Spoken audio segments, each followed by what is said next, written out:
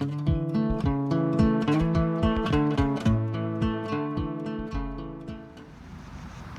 guys, welcome back to Nature's Cadence Farm. Today's going to be kind of a neat video. We actually got this car from my cousin, so thank you, cousin. We really appreciate it, and I know Squeak will too. But yeah, so it's been sitting for 6 years. Here, you can come around here and take a look at the inspection. And that says 5 of 13, so we're almost in May of 19. So but anyways, it's a 1988 BMW 325i, and you can look up all the special specs and everything on it. This is the first foreign vehicle I've ever owned. Everything we've owned has been domestic. So here we go. So what we're going to do is try to get this thing going. That's the plan. So we're going to do a few little things just to kind of check it over. We've got to put a battery in it. It doesn't have a battery in it. Thankfully they took it out so it didn't leak all over the place. You know, check a few things and make sure it's ready to kind of get started. So we haven't even turned it over. Literally the only thing I've done is opened up the doors to kind of let it air out. So let me take you on the inside and I'll give you a quick little look around in there. Here's the inside of the car. We like I said, all we did was open it up, and you can see it's going to need a new top on it here. This is ripped. You know, and it was covered. It had a car cover on it for 4 of those years, somewhere around in there. And then we put a tarp on it to help keep the rain out of it. We didn't realize it was but here's the inside of it. Leather seats. They're in wonderful shape. You can kind of see there's some gunk going on in the floorboard there. I did pull the carpets out and start airing them out. They had gotten a little bit of water, like you can see it behind the rubber. The plans are to take it to Stanley Steamer and talk to them. They can steam clean the carpets, deep clean them, and then come back with an enzyme and help eliminate some odor, because it does smell a little mildewy. Like I said, it's been closed up for 6 years, not being used. Here's the back seat. Not sure what that goes. Oh, that's the license plate bracket. But there's kind of the carpet condition and the back seat, and you can kind of see in the floorboard there's some kind of funky looking stuff going on. So I'm sure they'll try the best they can. So let's check out the trunk. I've never even opened up the trunk. And you can kind of see there's some mildew kind of growing here. It obviously needs a bath. It's been covered up and kind of used. I don't even know how it works. Oh, there we go. But it keeps the key. Anyway, yeah, some interesting engineering. Okay. Oh, yeah, let's check it out. So, my cousin, he told me about these. Evidently, there's some speakers in here, and looks like we had some mouse activity at some point. Oh yeah, look at that. Hopefully, it's still nothing living inside of here. There's a mouse nest inside of this bag. Probably a good place for them. There's some oil. Looks like it has a lift shock on it here. This kind of it's a BMW brand. Anyways, yeah.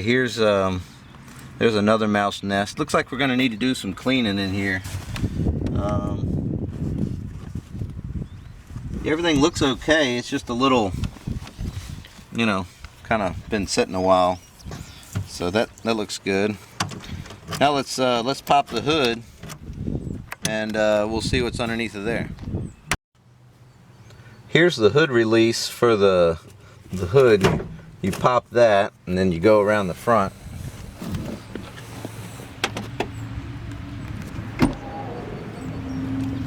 So it doesn't open up like this. It kind of pulls up like that, and then this folds up that way.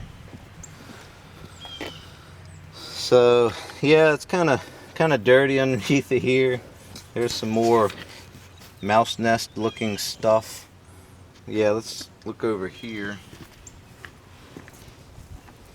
Here's where the battery would go. The ground would hook up here, the positive here. Looks like we had some mouse activity. There's the one of the hold down, or the hold down clamp. Might try to blow that out or something. But yeah, so everything looks okay. I guess one thing to check would be the engine oil, power steering fluid, transmission fluid once we get it running. What I'm going to do is pull all the spark plugs out. Actually, Squeak's going to do that. Pull all the spark plugs out, and we're going to put a little oil in the top end of the engine and then rotate it over by hand just to make sure it's not seized up, rusted, or any hard spots in the engine. And then we're going to try the gas that's in it, or try to pump it out, put some fresh gas in it, something like that, just to try to get it to turn over. So yeah, I haven't even looked at this part of it. I'm really not familiar with anything, but we can learn, right? No big deal. So let's get this spark plugs out, and then we'll get started on that end of it. Alright, getting ready to take the spark plugs out, and I've got a 13/16 socket. I don't know what size that is in metric. This is just what we've got, and it fits perfectly. So I've already started pulling the plugs out, and you can see they're a little black, a little funky looking. So I'm kind of marking, not marking them as I go, but putting them back in the plug wire so I know which plugs came out of what. And I'm just wiggling the little spark plug wire, setting it up out of the way, getting my socket and extensions on there. And these things have been kind of tight getting out. I'm not sure if there wasn't any anti-seize on there or what, but I'm pulling them out a little bit and running them back in there so I don't mess up the threads. I mean, it's really tight. So maybe we put these back in here, we'll use some anti-seize on the threads. So we're gonna fight with these for a little while and get them out, and then go from there. You can see these tires, or at least this one, is pretty flat, and some of these are not that bad, but I'm gonna go ahead and put air probably in all of them and kind of get them pumped up. So let's go ahead and do that.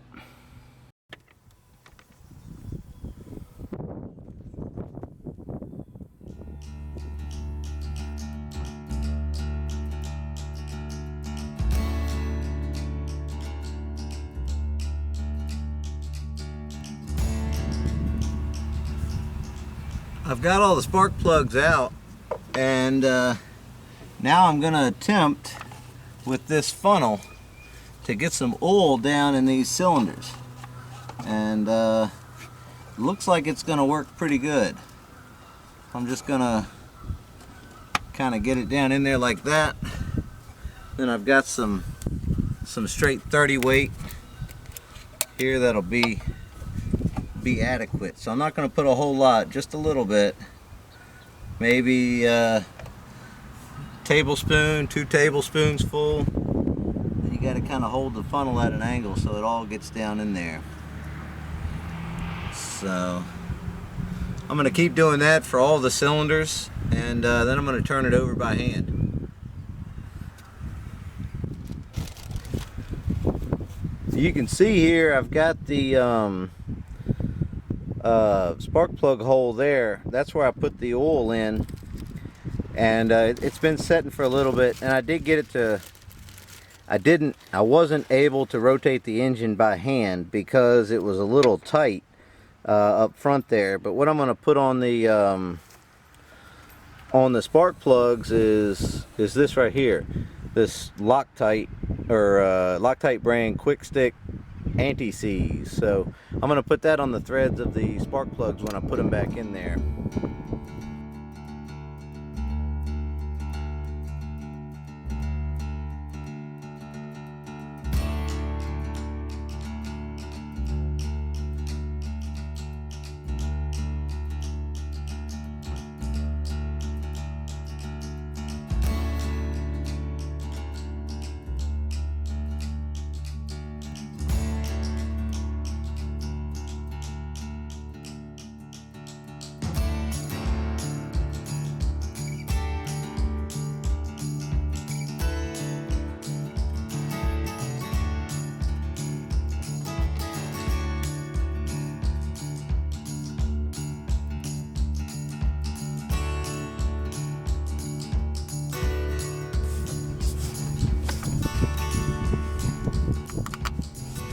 Alright, well there's one. I've got 5 more to go, and it's about the same thing. So just put a little anti-seize on the front of the threads, and then up and down the whole thing, and then put it back in there.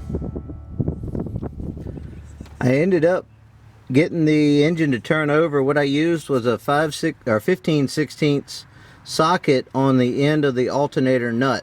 Since I couldn't get to the harmonic balancer down there, I did get it to turn over a few times just with that, so without the spark plugs in it. Sorry I didn't get that on video, but it did work. So I did get it to move. I know none of the rings are seized or rusted to the block, so that's good. I didn't want to break them by starting it over with the starter first. You know, at least it moves very freely, so that's good. So I'm going to go ahead and hook up the end of these jumper cables up to the battery here, because this battery doesn't quite fit in there and the polarity doesn't match up to the cabling. So I'm going to try it with these jumper cables. These are pretty good jumper cables, so so let's go ahead and hook it up and see what happens. Alright, I've got it hooked up, and I heard a little spark there when I hooked it up. So let's go inside and see what happens with the dash lights and all that stuff. In the car now, I've got my key, and we're going to put it in the ignition. Let's see what happens here. Oh, we got lights. So it says I've got a oil service light, some parking brake, oil pressure, battery. Oh, it looks like the Sony CD player works. That turns on. Well, I guess let's turn it over and see what it sounds like. Okay. Looks like we might not have a good connection on our battery. Let's go fix that. Here we go again. We readjusted some of the connections. Wow. Well, it turns over. That's a pretty good start. Fuel wise, I have no idea how much fuel is in this thing, or well, let's see if the gas gauge works.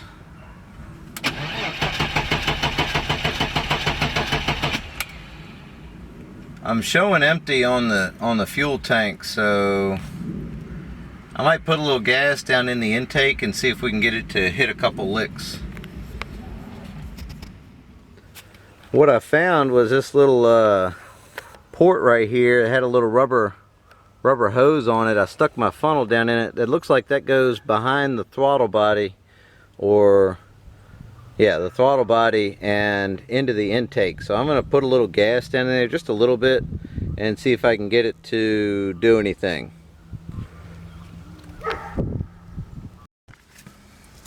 Let's see what happens. Here's a good view of the dash with the lights on.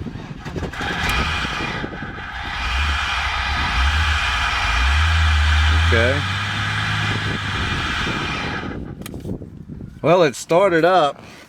It's a little smoky, I think, from the oil I put in there, but yeah, there it goes. It did run. So that's impressive. I think it just needs some gas in the tank. The gauge is reading empty, so we'll repeat this process and hopefully get the engine primed up with some new gas and have it running. So I've got I've got Squeak right now. She's hauling me up a 5-gallon gas can, so let's get that in there and see how it does.